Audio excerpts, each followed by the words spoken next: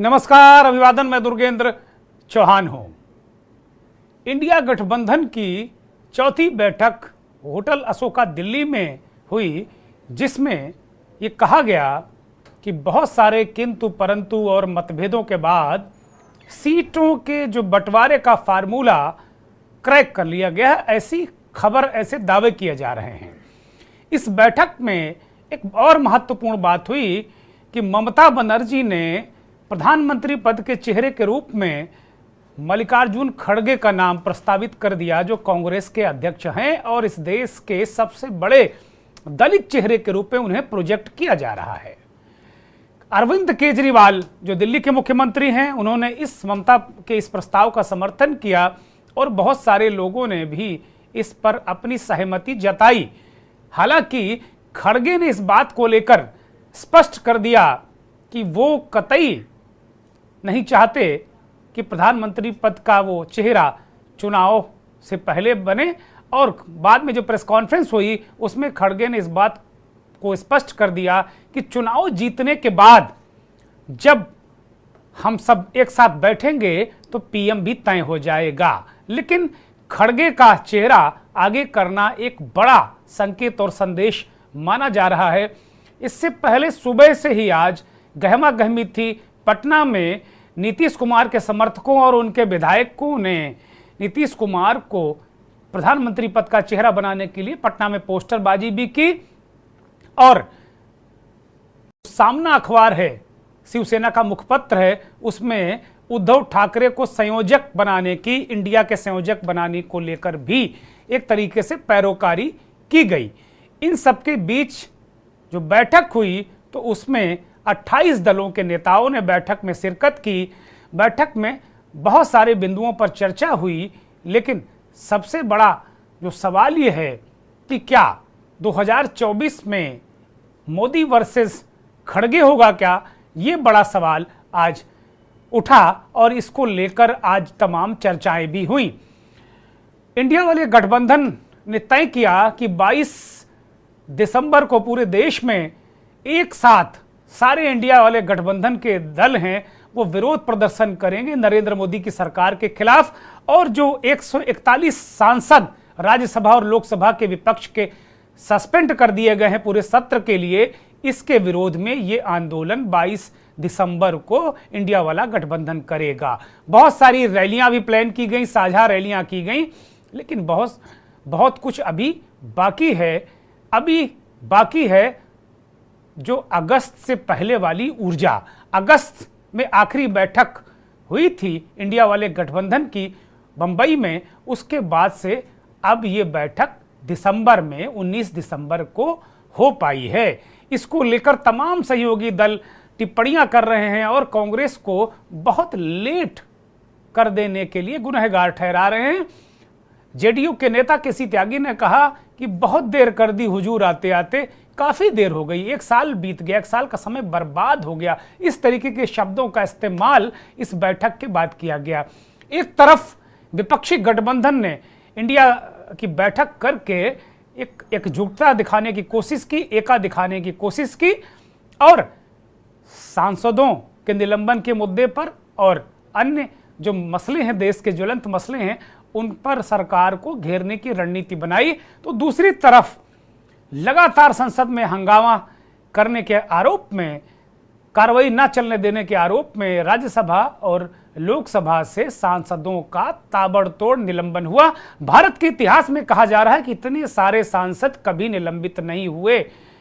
विपक्ष कह रहा है कि ये विपक्ष मुक्त संसद चलाना चाहते हैं, लोकतंत्र की हत्या कर रही है सरकार। ये बहुत सारे सवाल हैं, लेकिन अगर संसद के अंदर देखें और संसद के बाहर देखें तो विपक्ष संसद से लेकर सड़क तक दो हाथ करने को तैयार है। लेकिन बड़ा सवाल यही, एक बार फिर यही सवाल उठेगा कि मोदी के सामने कौन? तो क्या 2024 में मोदी के सामने दलित नेता खड़गे होंगे क्या? बड़ा सवाल।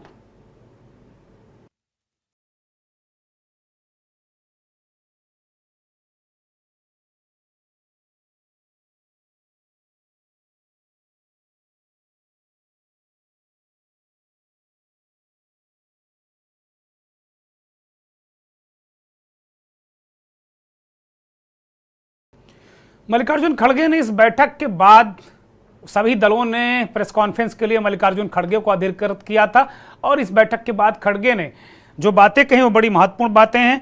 वो उन्होंने कहा कि एक तरीके से अगर देखा जाए तो पूरी तरीके से लोकतंत्र की हत्या कर दी है।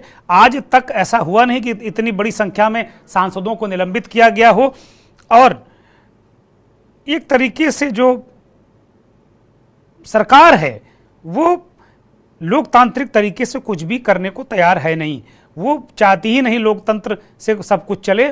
संसद तो कतई नहीं चलाना चाहती, लेकिन हम सब मिलकर ऐसा करने वाले हैं। इंडिया वाले गठबंधन में बहुत सारे वो हैं और बैठक के प्रमुख एजेंडे, जो बैठक में जो प्रमुख एजेंडा था वो जरा दिखा दिया जाए। ग्राफिक्स के माध्यम से हमने वो तैयार कराया कि बैठक का क्या क्या एजेंडा था। तो इस बैठक से पहले वो एजेंडा आपकी बैठक जो संसद सत्र के दरमियान ही ये बैठक हुई है इंडिया वाले गठबंधन की दिल्ली में, उसका ये एजेंडा है।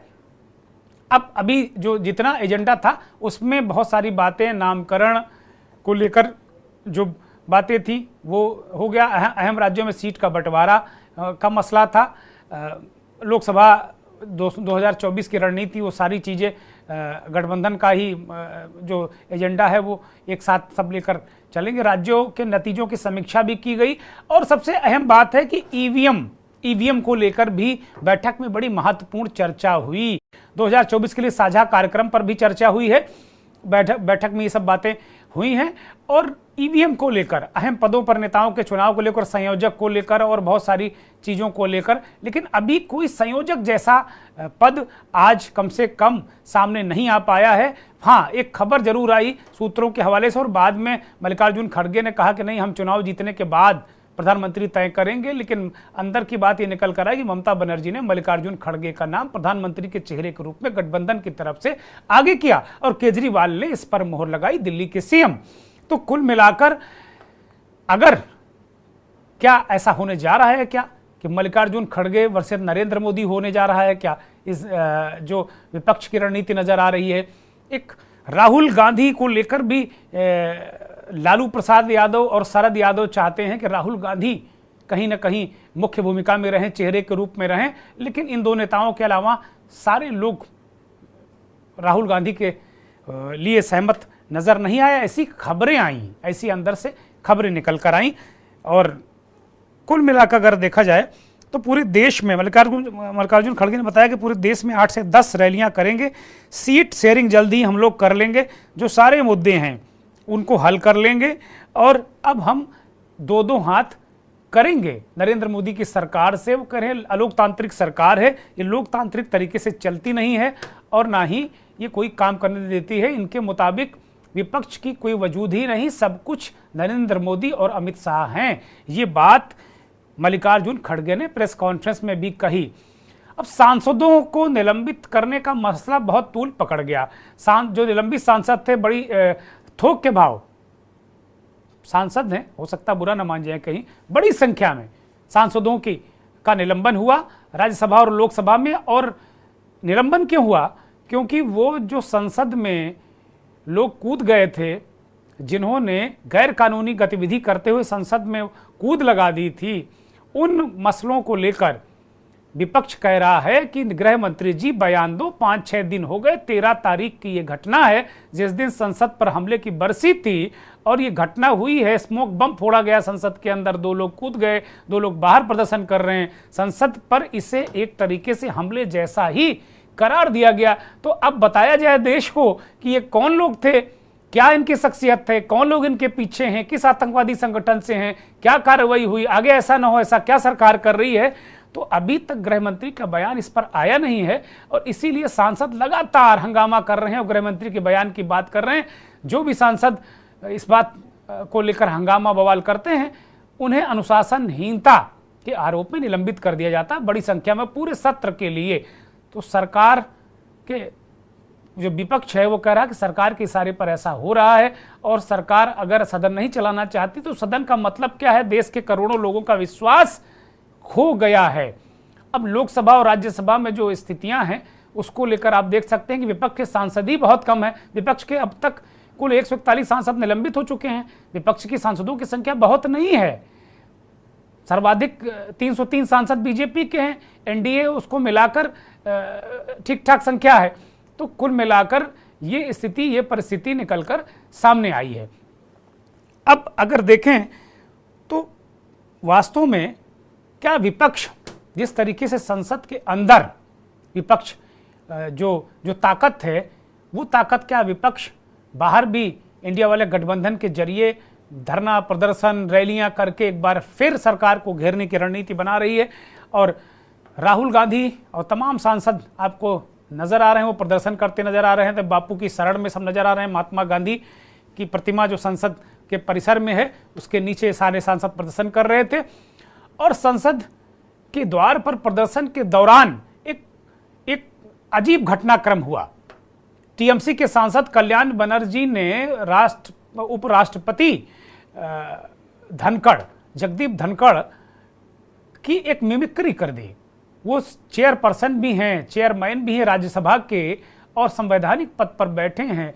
और इस मिमिक्री के दौरान राहुल गांधी कल्याण बनर्जी का वीडियो बनाते नजर आए। ये तस्वीर बेहद शर्मनाक कही गई, इसको शर्मनाक करार दिया गया। बीजेपी ने कहा कि इससे ज्यादा शर्मनाक क्या हो सकता है कि आप चेयरपर्सन का सम्मान नहीं कर सकते और राहुल गांधी वीडियो बना रहे हैं, उन्हें तो कल्याण बनर्जी को रोकना चाहिए था। इसको लेकर आज बहसा बहसी बवंडर मचा रहा पूरे दिन। और जगदीप धनखड़ जो उपराष्ट्रपति हैं इस देश के और राज्यसभा के सभापति हैं, वो भी काफी तमतमाए हुए थे, काफी गुस्से में नजर आए वो भी आज। और उन्होंने अपना गुस्सा, अपना क्षोभ जाहिर किया। लेकिन निश्चित तौर पर यह घटना निंदनीय है। एक चेयरपर्सन की मिमिक्री निंदा एक सांसद कर रहे हैं। कोई ऐसा तो नहीं कि स्कूली बच्चे हैं और हेडमास्टर की मिमिक्री कर रहे हैं पीठ पीछे। ये तो बहुत इस देश के चुने हुए सांसद हैं और इनका एक एक कृत्य इस देश के लोगों पर उसका असर पड़ता है। अब कुछ बयानात सुनिए, प्रेस कॉन्फ्रेंस खड़गे ने की, उसको सुनिए। और जब बैठक खत्म हुई तो अखिलेश यादव ने क्या कहा और इससे पहले दिल्ली पहुंचने पर लालू यादव ने क्या कहा था, ये तीनों बयान बैक टू बैक आप सुनिए। सारे देश में कम से कम 8-10 मीटिंग सभी मिलके करने का एक निर्णय हुआ और लोगों को ये मालूम करना जरूरी समझे कि गठबंधन के लोग अगर एक मंच पे नहीं आएंगे तो लोगों को इसके बारे में पूरा इसको जो उनको माहिती मिलना है या मालूमात होना है वो नहीं होगा। इसीलिए सभी ने माना और सभी लोग मिलके ये निर्णय लिए हैं। हमने पहले सभी लोग जीत के आना है, जीत के लिए क्या करना उसके बारे में हम सोचे। कौन प्राइम मिनिस्टर बनना ये बाद में की बात है। एमपीज अगर नहीं है तो प्राइम मिनिस्टर की बात करके क्या फायदा है। तो इसीलिए हम पहले अपनी संख्या बढ़ाने के लिए एक होकर सभी लोग लड़ के हम मेजॉरिटी लाने की कोशिश करेंगे। और बीजेपी आज जो और मोदी जी बहुत इतना 1-2-3 इलेक्शन होने के बाद उनको तो इतना घमंड आया कि अब देश में मेरे सिवाय कोई नहीं बचेगा या दुनिया में भी मैं एक ही लीडर हूँ प्रचार करते हैं।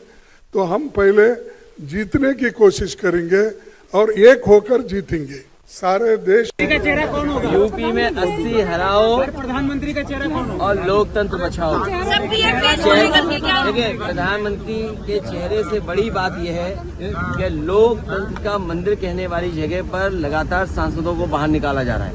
क्या ये सामान्य बात है? भारतीय जनता पार्टी कोई बात सुनना नहीं चाहती, न देखना चाहती है। चरम सीमा पर महंगाई है, किसान की आय दोगुनी अभी तक नहीं हुई। ये तमाम वो सवाल है जो हमें जनता के बीच में ले जाने हैं। यूपी में गठबंधन 80 हराएगा, 80 हराएंगे। भारतीय जनता पार्टी देश से हट जाएगी। यही है गुजारिश है आपको, इतना ना बोल रहा ही हो जाए। आएंगे तो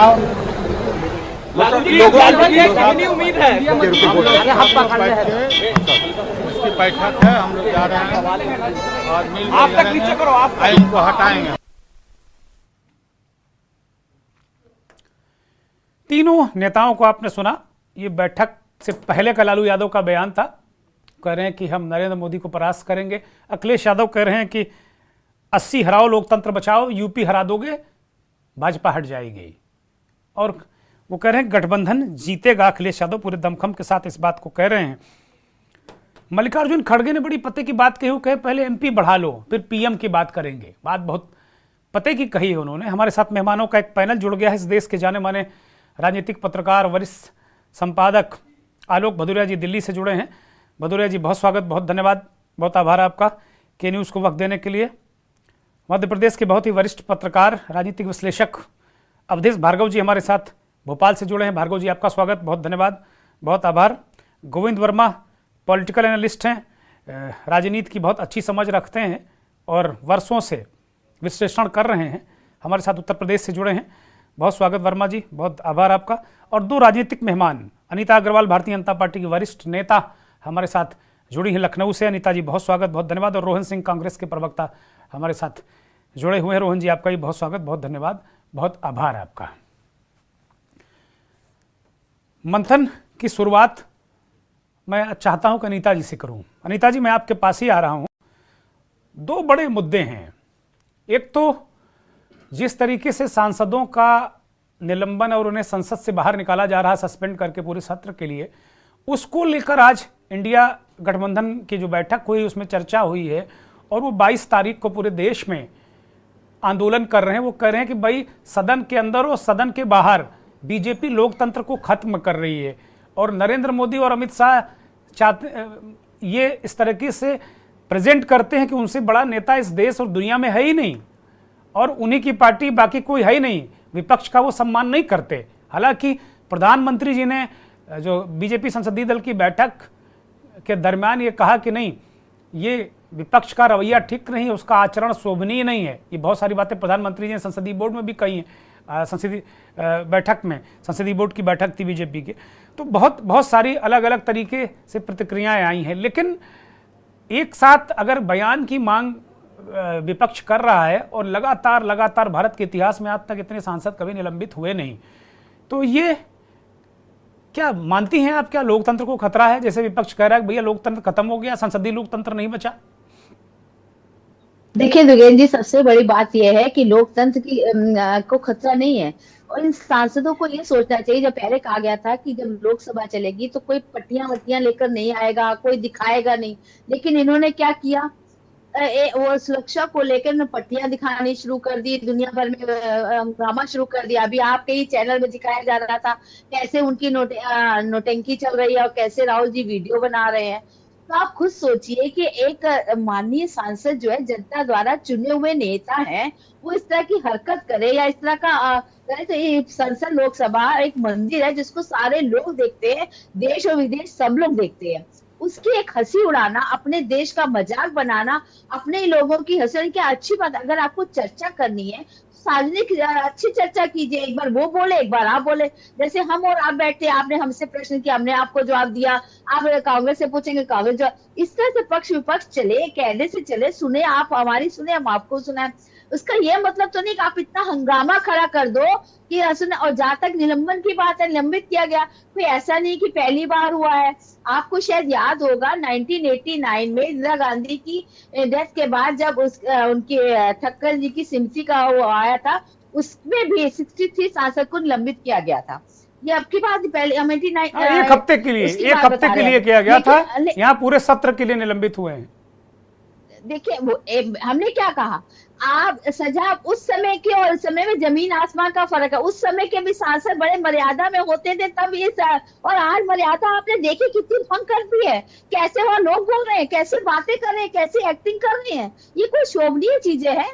आप मजाक बना रहे हैं। आप अपने लोगों, आप प्रधानमंत्री का, लोकसभा के अध्यक्ष का, आपके उपराष्ट्रपति का मजाक बनाएंगे और फिर आप चाहेंगे कि कोई एक्शन भी ना हो? क्यों ना हो? क्यों ना हो, ये बताइए ना, क्यों ना किया जाए? अगर आप कोई गलत अनुशासनहीनता करेंगे, आप ये सब करेंगे, उसके बाद भी आपको कहते एक्शन भी नहीं होना चाहिए, निलंबन भी नहीं होना चाहिए, कुछ क्यों नहीं होना चाहिए? अरे आप लोकतंत्र है, जनता की अदालत में है, आप चुनाव है, अब जनता की अदालत में जाए, जनता अपने आप आपको बताएगी कि क्या सही है क्या गलत। क्या जनता बेवकूफ है? जनता समझती नहीं है, जनता बहुत समझदार है। और सबसे बड़ी बात यह है कि जो ये हुआ है संसद में, तो उसके लिए समिति बिठा दी गई है, जांच कमेटी बिठा दी गई है, सुप्रीम कोर्ट में वो मुकदमा हो गया है, वहां पे पीएल दाखिल हो गई है, सब कुछ हो रहा है, उसके बाद भी हंगामे पे हंगामा। आप चर्चा, सार्वजनिक चर्चा आज तक आप करना ही नहीं चाहते हो। और जब पहले ही मैं लोकसभा में, जब ये नई लोकसभा में आए थे, ये कह दिया गया था कोई भी इस तरह की पट्टियां लेकर नहीं आएगा, कोई इस तरह का प्रदर्शन नहीं करेगी, सब पहले तय हो गया था। उसके बाद भी आप मर्यादा तोड़ती है, मर्यादाएं भंग करती है, अनुशासनहीनता करते हैं, उसके बाद कहते हैं कोई एक्शन ना लिया जाए। कैसे पॉसिबल है? ठीक है अनीता जी मैं इसका जवाब ले लेता हूं। रोहन सिंह कांग्रेस के नेता है। रोहन सिंह, अनीता जी कह रही कि भाई शोभनीय हरकत नहीं है ये, उपराष्ट्रपति की मिमिक्री आप करेंगे, किसी का सम्मान नहीं करेंगे, मेज पर चढ़ जाएंगे, वेल में आ जाएंगे, आसन में जाके हंगामा करेंगे, तो निलंबित कौन होगा? बीजेपी के लोग निलंबित होंगे क्या? तब तो विपक्ष के लोग निलंबित होंगे। योगेंद्र भैया, कर क्या है, पूरी बात यह है ना कि एक हेडमास्टर है और है मॉनिटर, और हम सब लोग हैं बच्चे। हम सब लोगों को सिखाया जा रहा है एक खास तरीके से रहने के लिए, एक खास तरीके से बिहेव करने के लिए।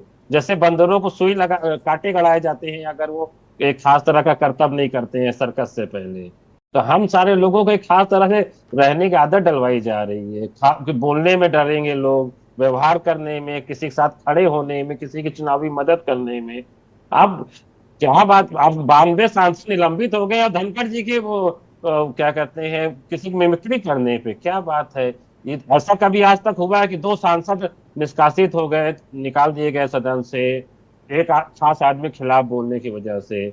92 सांसदों को निलंबित पूरे 141 सांसद दोनों सदनों के निलंबित हुए हैं, लोकसभा और राज्यसभा के। और ये भारत के इतिहास में इतनी बड़ी कार्रवाई अनुशासन के नाम पर हुई नहीं आज तक, रोहन सिंह। तो इसका मतलब कहीं ना कहीं अनुशासनहीनता कुछ ज्यादा ही हो गई है। 63 सांसद निलंबित हो चुके हैं 1989 में, पहली बार नहीं हुआ है इतिहास में जो आप लोग कह रहे हैं, पहले भी ऐसा हुआ है, ऐसा नहीं हुआ। अनीता जी भारत के इतिहास में हम इसलिए कह रहे हैं कि 141 नहीं हुए आज तक, और पूरे सत्र के लिए नहीं हुए। ये बहुत, जब कोई नंबर रिकॉर्ड ब्रेक हो जाता है ना, तो वही रिकॉर्ड याद रखा जाता है, फिर पुराना रिकॉर्ड खत्म हो जाता है। ये रिकॉर्ड है, मेरी बात समझिए। मैं इस पर नहीं जाता, मेरा विषय नहीं है कि अनुशासनहीनता है, तो सदन के जो अध्यक्ष जी हैं, चेयरमैन हैं, वही तय करेंगे कि अनुशासनहीनता का लेवल क्या है और क्यों किया गया। हम सब ने देखा सदन में खड़े होकर एक भाषण दिया गया, एक खास वर्ग के आदमी को, जानी सली को सिर्फ खास धर्म संप्रदाय से जुड़ा होने के कारण ऐसे शब्द बोले गए जिसकी कोई कल्पना नहीं कर सकता। व्हाट्सएप पर और दूसरे जो माध्यमों से एक खास तरह के प्रचार सामग्री लोगों के दिमाग में भरी जा रही है, अब वो मेन स्ट्रीम हो गई है। कई बार इसीलिए दूसरे तरह के न्यूज चैनल के एंकर हुए, कई बार नेता होते हैं, वो सदन में भी बोल रहे हैं। एक नॉर्मल बनाया जा रहा है, एक खास तरह के व्यवहार को का सामान्यकरण किया जा रहा है। भारत में जब से गणतंत्र की स्थापना हुई, नेता चुनाव होने लगे, जैसे जमहूरियत आई, ऐसा समय 75 ठीक है। मैं लौटूंगा रोहन सिंह, बहुत ज्यादा मैं पीछे इतिहास में नहीं जाना चाहता, मैं वर्तमान में रहना चाहता हूं।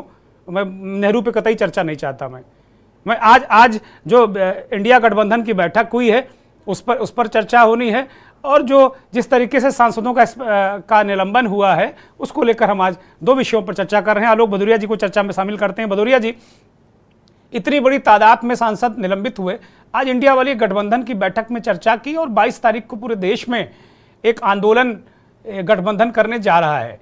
वो कह रहे हैं कि भाई लोकतंत्र सदन के अंदर और सदन के बाहर दोनों जिंदा नहीं है, बीजेपी जिंदा नहीं रखना चाहती। लेकिन सवाल ये है कि अगर आप कोई अनुशासनहीनता करते हैं फिर उसको लोकतंत्र की आड़ कैसे ले सकते हैं? आलोक जी, लोकतंत्र में विरोध करने का अधिकार होता है, और अगर संसद के अंदर या बाहर अगर ज्यादातर विपक्षी तो सरकार की नीतियों का विरोध करेगा, सत्ता पक्ष तो कभी विरोध नहीं करता। अगर महत्वपूर्ण बिल पास करना होता है तो जो ट्रेजरी बेंच होती है वहां से वो व्हिप जारी हो जाता है। तो व्हिप जारी हो जाता है तो बेचारे सारे के सारे एक ही लाइन में, जैसे एक कहते हैं ना, एक ही लाइन में सब चलते रहते हैं ना, मैं उस शब्द का इस्तेमाल नहीं करना चाहता हूँ, एक वो मत करिए, तो मत सब करिए, उसी लाइन, जाने भी दीजिए, नहीं कहूंगा। जाने भी हाँ, दीजिए। तो व्हिप जारी होने के बाद सब उसी तरीके से चलते हैं।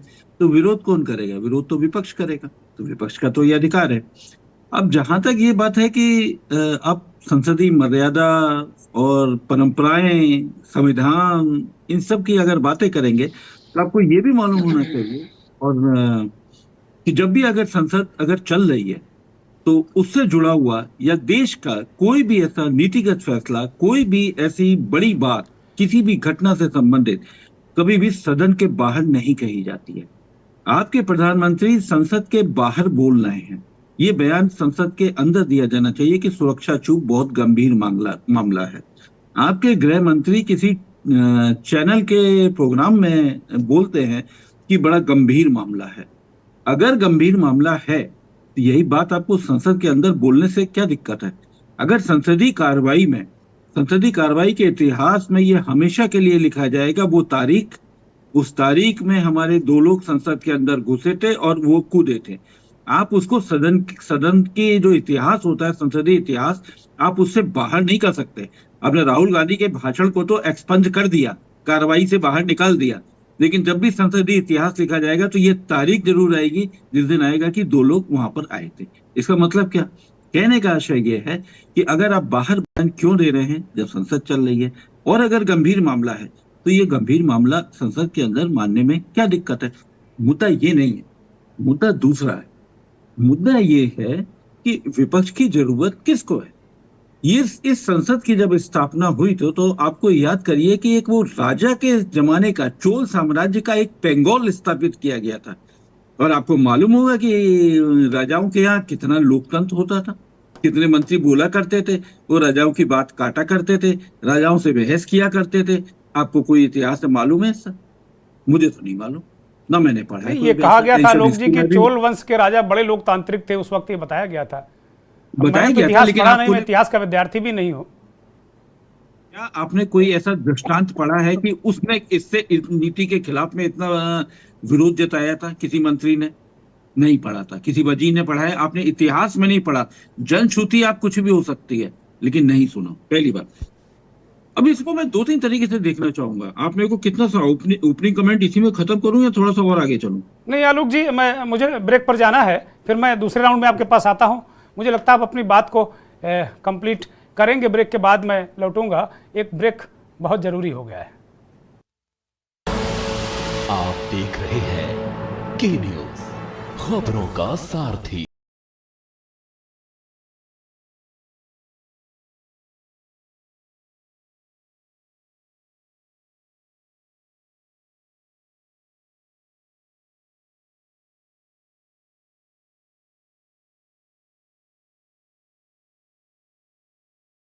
ब्रेक से वापस आ गए हैं। रुक करेंगे अवधेश भार्गव का, वरिष्ठ पत्रकार भोपाल से हमारे साथ जुड़े हैं, मध्य प्रदेश की राजधानी।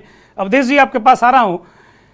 अगर इसको जिस तरीके से बार बार विपक्ष ये कह रहा है कि भाई ये तो लोकतंत्र की हत्या है, लोकतंत्र नष्ट कर रहे हैं, लोकतंत्र को खत्म कर रहे हैं, गला घोट रहे हैं, इस तरीके से सांसदों का निलंबन हुआ है, और इसको लेकर आज जो इंडिया गठबंधन की बैठक हुई, इसमें बहुत विस्तार से चर्चा हुई, आंदोलन की रणनीति बनी। एक ताज़ा आंदोलन भी 22 तारीख को पूरे देश में विपक्ष सड़क से संसद तक सरकार के खिलाफ दो हाथ सरकार से करने को तैयार है। आप किस दृष्टिकोण से इसको देखते हैं, इस कार्रवाई को? इतने सारे 141 सांसद दोनों सदनों के भारत के इतिहास में कभी निलंबित नहीं हुए। पहले 89 में राजीव गांधी की सरकार उस वक्त थी, करीब 69 सांसद उस वक्त जो आंकड़ा है वो निलंबित हुए थे एक सत्र के लिए। लेकिन उसके बाद अगर देखा जाए तो ये सबसे बड़ी कार्रवाई है। अवधेश जी, देखिए, ऐसा है, लोकतंत्र में अभिव्यक्ति की स्वतंत्रता सभी को है। संसद होता ही है चर्चा के लिए, सदन में चर्चा हर मामले में होना चाहिए। और अगर विपक्ष ये मांग कर रहा था कि इस मामले में प्रधानमंत्री बयान दें या गृह मंत्री बयान दें, आप जब बाहर बयान देते फिर रहे हैं, बाहर आप वक्तव्य जारी करते फिर रहे हैं कि बहुत ही गंभीर मामला है, सुरक्षा में चूक गंभीर मामला है, तो आपको सदन में जवाब देने में क्या जा रहा है?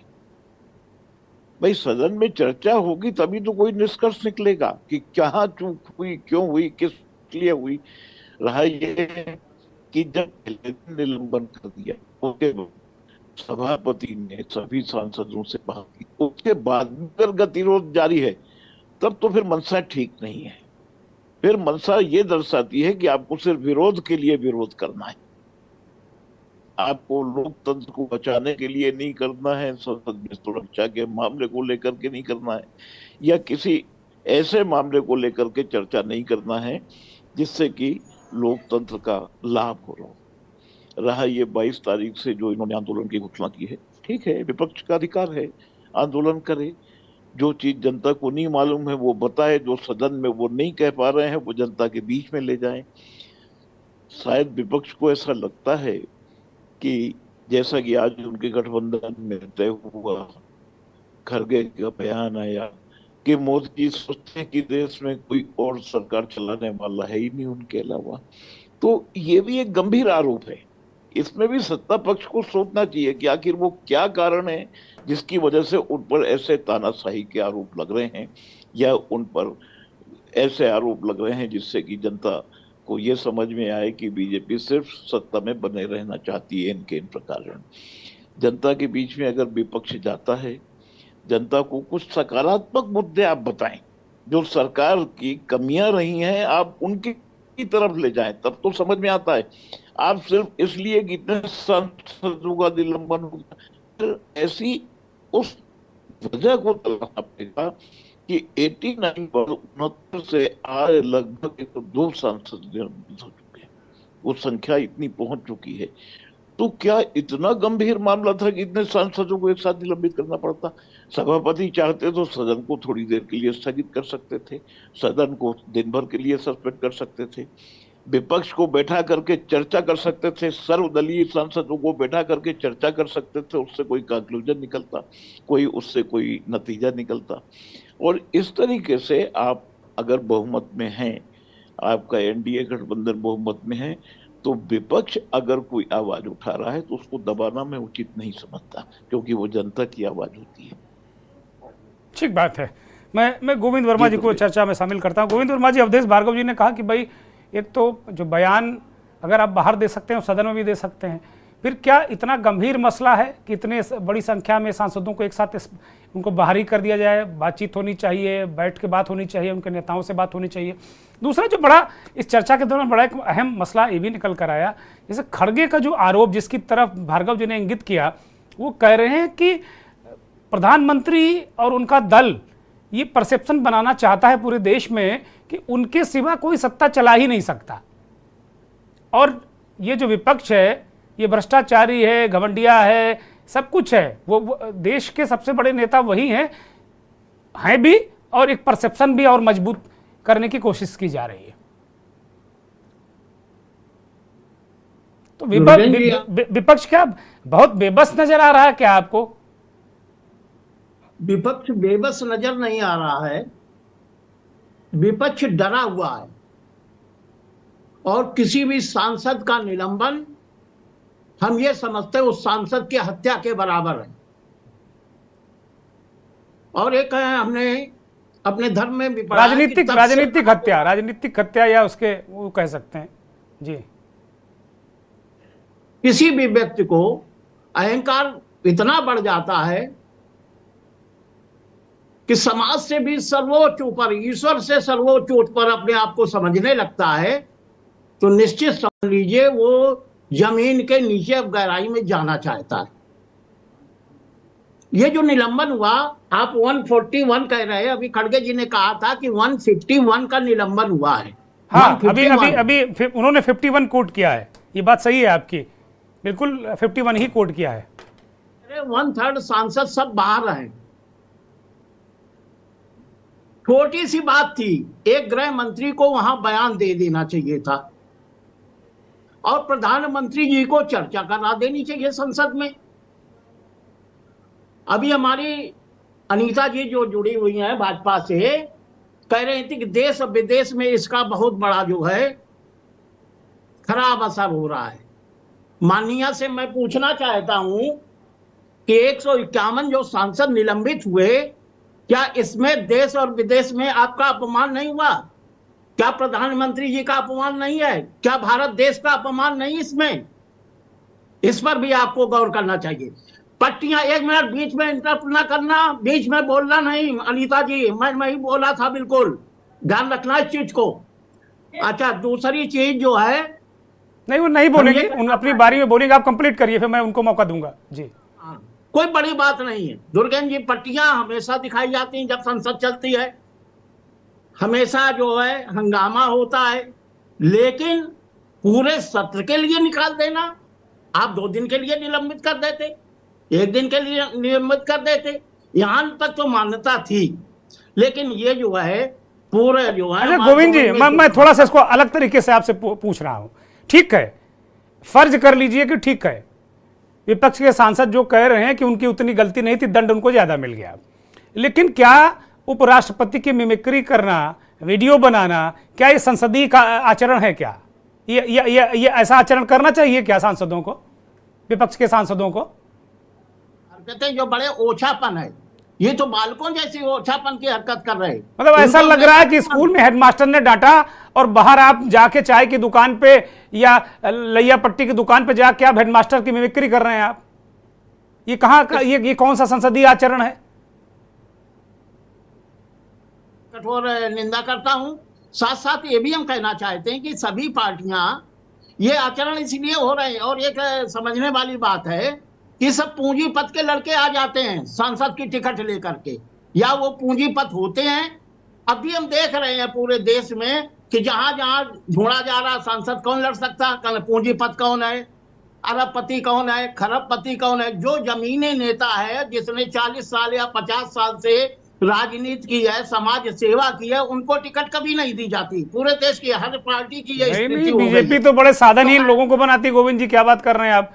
बड़े साधनहीन लोगों को बनाती हो, ऐसा कैसे आरोप लगा सकते हैं आप?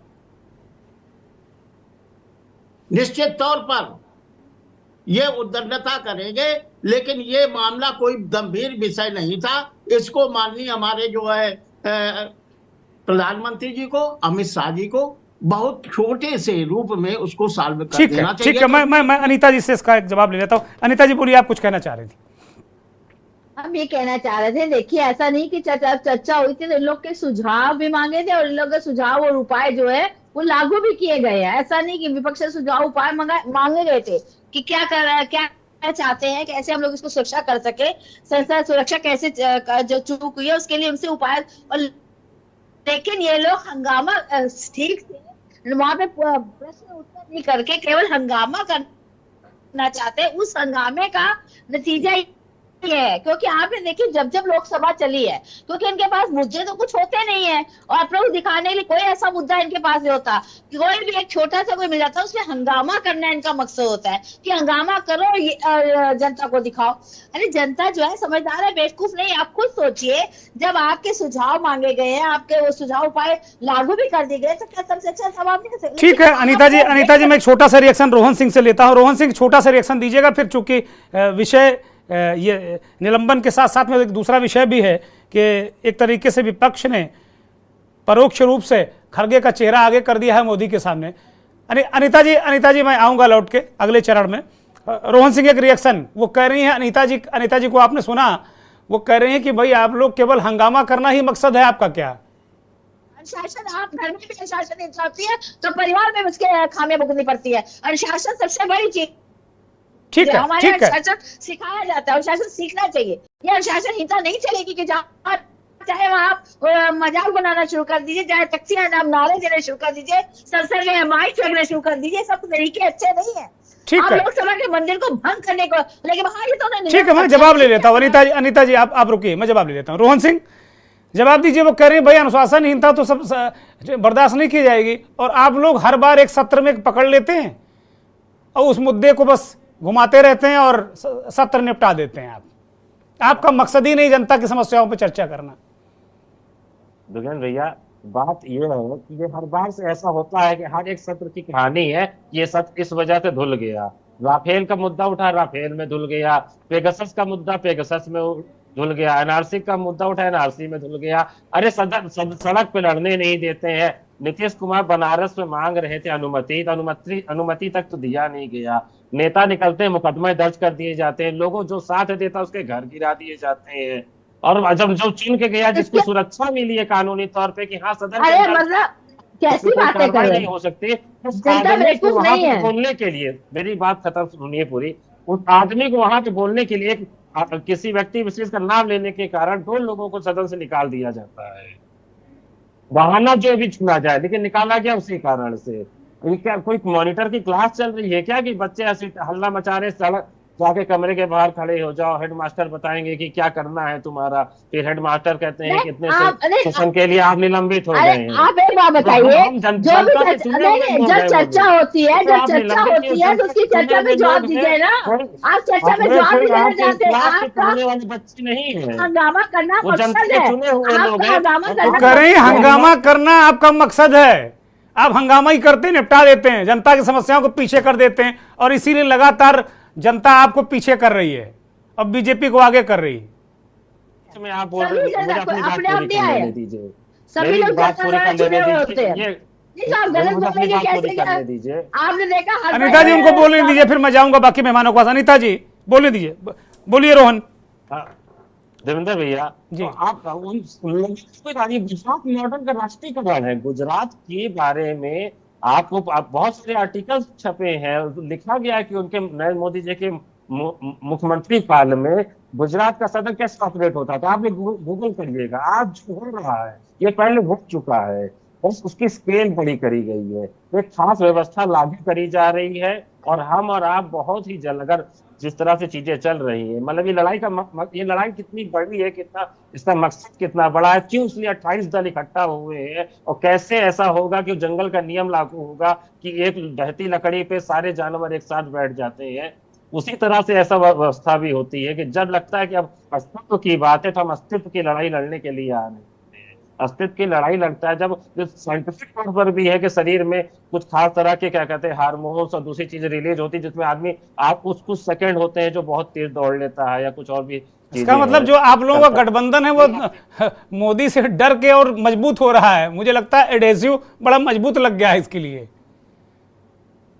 एडेसिव मजबूत नहीं लग गया है, ये की बात है भैया। अस्तित्व से बड़ा महत्वपूर्ण क्या चीज है? आखिर में देखिए, ये लोग चुनाव लड़ने का क्या ही इनका जो लाभार्थी, एक लाभार्थी के अलावा हिंदी स्लिंग है, उसकी एक खास इम्पैक्ट है, डेटा है, आंकड़े हैं, TSDS का सर्वे है, लोगों को पढ़ना चाहिए समय निकाल के। उसमें बहुत सारे अच्छे आर्टिकल्स लोगों ने लिखे, पढ़िए। एक पूरा ट्रेंड है, शिफ्ट है, जहां पर इनके लोगों को 70% वोट मिलेंगे। एक कुछ खास इलाके जहां 50% तक वोट मिलेंगे, क्योंकि जीत ही नहीं सकता पार्ट पोल सिस्टम में। लेकिन बहुत ऐसे इलाके हैं जहां पे मैक्सिमम 20% 25% शायद पहुंच पाएंगे, या 20% तक का रहेगा। मतलब एक खास तरीके से एरिया में सीमित होती जा रही है भारतीय जनता पार्टी। महाराष्ट्र में भी बाहर हो गई है। जो महाराष्ट्र में जो लोग काम करते हो उनको पता है, मुंबई के खास बेल्ट में उनके पास पैसे खर्च करके कर रहे होते हैं, लेकिन महाराष्ट्र के गांवों से भाजपा दूर होती जा रही है। और भी देश के दक्षिण भारत में अभी कह रहे हैं पूरे देश से भाजपा दूर हो रही हो, आप हारते जा रहे हैं। भैया कैसे दूर हो रही भाजपा, कैसे आप लोग चुनाव लड़ रहे हैं? मैं खैर ये आपका विषय है, मैं आलोक भदौरिया जी के पास फिर आ रहा हूं। भदौरिया जी, आज जो इंडिया वाली गठबंधन की भी चर्चा कर लेते हैं। बैठक बड़ी महत्वपूर्ण थी। हालांकि बैठक से पहले बहुत सारे दलों ने, जेडीयू के राष्ट्रीय नेता, राष्ट्रीय महासचिव त्यागी ने भी कहा कि भाई 1 साल लेट कर दिया, कांग्रेस की वजह से 1 साल लेट हो गया। हम उस तरीके से एग्रेसिव, नरेंद्र मोदी की पार्टी जिस तरीके से बूथों तक में तैयार है, वो पार्टी इतना मजबूती से चुनाव लड़ती है, और हम अभी 1 साल से बात ही कर रहे हैं, बात भी ढंग से नहीं कर पाए। इसी तरीके से शिवसेना ने भी अपने मुखपत्र सामना में आक्रमण किया कि भाई अब चेहरा ही नहीं तय हो पा रहा, संयोजक कौन, और दावेदारी की उद्धव बाला साहब ठाकरे ने। इन सबके बीच जो बैठक 3 घंटे तक चली दिल्ली के अशोका होटल में, उसके बाद जो खबर अंदर से निकल कर आई, पता नहीं कितनी सच है कितनी झूठ है, लेकिन बाद में खड़गे साहब ने उसको काउंटर कर दिया। ये कहा गया कि मल्लिकार्जुन खड़गे का नाम प्रधानमंत्री के चेहरे के रूप में ममता बनर्जी ने प्रस्तावित किया, और केजरीवाल और कुछ नेताओं ने उस प्रस्ताव का प्रबल तरीके से, पुरजोर तरीके से समर्थन किया। हालांकि खड़गे साहब बाद में जब प्रेस कॉन्फ्रेंस करने आए तो उनसे एक ही सवाल उन्होंने लिया, उस पर उन्होंने कहा कि नहीं पहले हम MP जिता लें ज़्यादा से ज़्यादा, फिर PM की बात करेंगे, हमारे यहाँ बाद में तय होगा। इसे अगर खड़गे वर्सेस मोदी होता है 2024 में तो किस तरीके का राजनीतिक परिदृश्य आप देख रहे हैं आलोक जी? देखिए, इसमें दो चीजें हैं जिसका जवाब, एक पहला तो ये है कि खड़गे साहब ने बहुत अच्छा जवाब दिया। पहली बात तो आप पहले जीत के तो आए, आप अपने नेता तो तब चुनेंगे ना जब आप 272 के आसपास भी होंगे, 270 भी होंगे, 260 भी होंगे। अगर केजरीवाल जी अगर पंजाब में सारी सीटें लड़ते हैं और दिल्ली में सारी सीटें लड़ते हैं और किसी का भी कोई एकोमोडेट नहीं करना चाहते हैं तो आप इससे भविष्य समझ सकते हैं कि क्या होगा। तो इसलिए मेरा मानना है कि ये जो समर्थन की जो खबरें हैं ये केवल सांकेतिक है, इनका कोई बहुत ज्यादा महत्व तो नहीं है।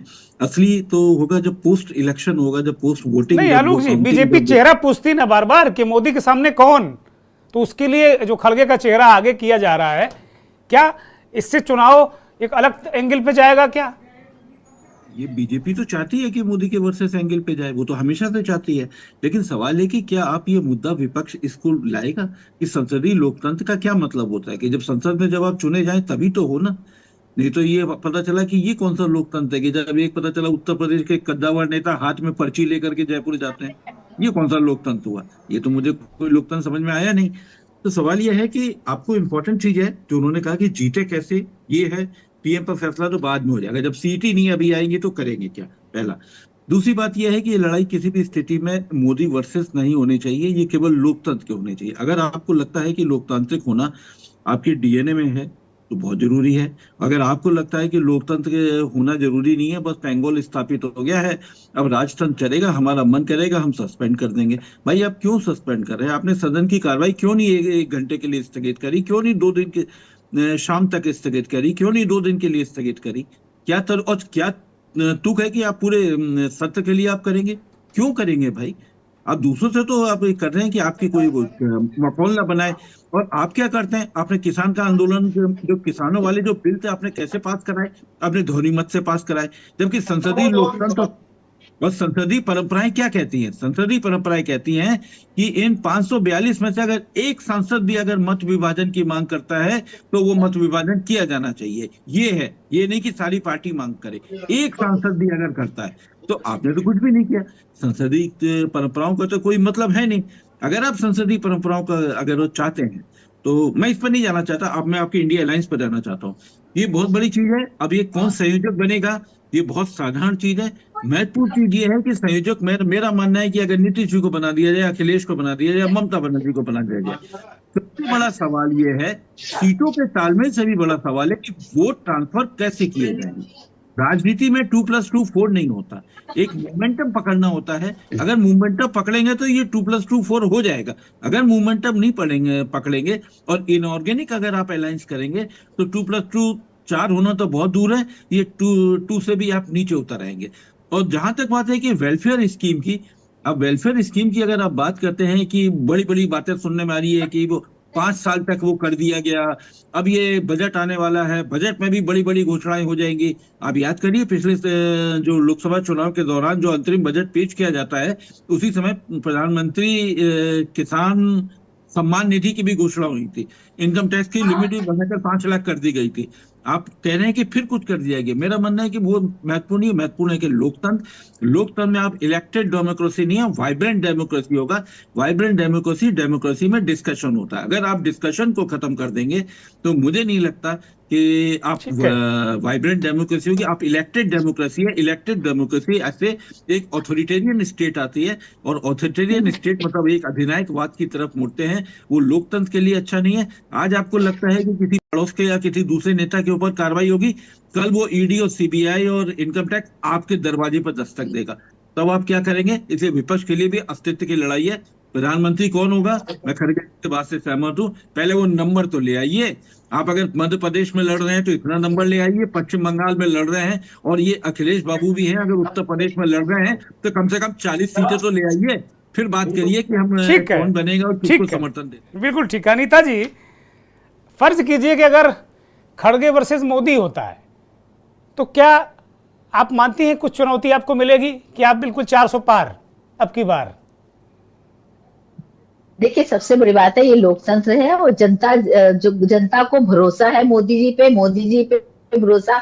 अभी आप देखिए किन प्रदेशों में भी दिखाया गया है, वहां पे भी मोदी जी के चेहरे पे चुनाव लड़ा गया था। ऐसा तो नहीं कि मुख्यमंत्री हमने घोषणा कर दी थी उसके चेहरे पे हुआ, लेकिन सबसे बड़ी बात है कि जनता को मोदी जी के पे भरोसा है, क्योंकि मोदी जी ने जो किया है या बीजेपी सरकार ने जो भी किया है वो आप समझ लीजिए पूरी तरीके से नीचे तक लागू हुआ है। चाहे वो आवास हो, चाहे शौचालय हो, चाहे जनता की, और इतने बड़े कोरोना को इतने आसानी से उसको हल किया गया, उसका निराकरण किया गया, जिससे कि उन्होंने फ्री वैक्सीन दी, सब कुछ किया। और यहाँ तक कि इन्होंने तो डॉक्टरों पे भी ठीक बात है।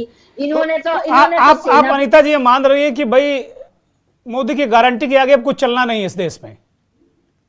है कि कौन हमारा कार्य अच्छे से कर सकते। जनता को भरोसा मोदी जी पे है और मोदी जी को जनता पे भरोसा है, दोनों एक दूसरे का। और तो विपक्ष की भी जरूरत क्या है? नहीं, ये लोग स्वयं कहते हैं कि भारतीय जनता पार्टी के कार्यकर्ता 24 आवर 365 दिन चुनावी मूड में रहते हैं। जब ये खुद इस चीज को कहते हैं, जब हम जनता के बीच में रहते हैं, आपका कोई भी व्यक्ति जनता के बीच में दिखता नहीं है, ना कांग्रेस का ना समाजवादी का, केवल चुनाव के समय आते हैं। कोई आपका आज भी देखो इनका क्या मुद्दा है, भाजपा को हराओ, मोदी को हराओ। इनका मुद्दा जनता के लिए नहीं है, इनका मुद्दा केवल एक है कि बीजेपी को हराओ, मोदी को। ठीक है अनीता जी, अब मैं अवधेश जी को, चूंकि मेरे पास बस 1 मिनट है, मैं अवधेश जी को चर्चा में पुनः शामिल करता हूं। अवधेश जी, आलोक जी कह रहे हैं कि खड़गे जी ने ठीक कहा कि भाई एमपी आ जाए तब हम पीएम चुन लेंगे, लेकिन अभी सवाल फिर उठेगा ना कि मोदी के सामने नेता कौन है भाई आपका? वो प्रधानमंत्री जी कहते हैं, उन्होंने सदन में भी कहा 10 अगस्त को कि भाई एक अकेला मोदी सब पर भारी है। और अभी बीजेपी सवाल पूछेगी ना, प्रधानमंत्री खुद सवाल पूछेंगे कि भाई कौन मोदी के सामने, आखिर नेता कौन? तो वो चेहरा क्या खड़गे के रूप में देने से कुछ लाभ मिलने वाला है, या फिर जो खड़गे जी कह रहे हैं कि भाई बाद में हम तय कर लेंगे?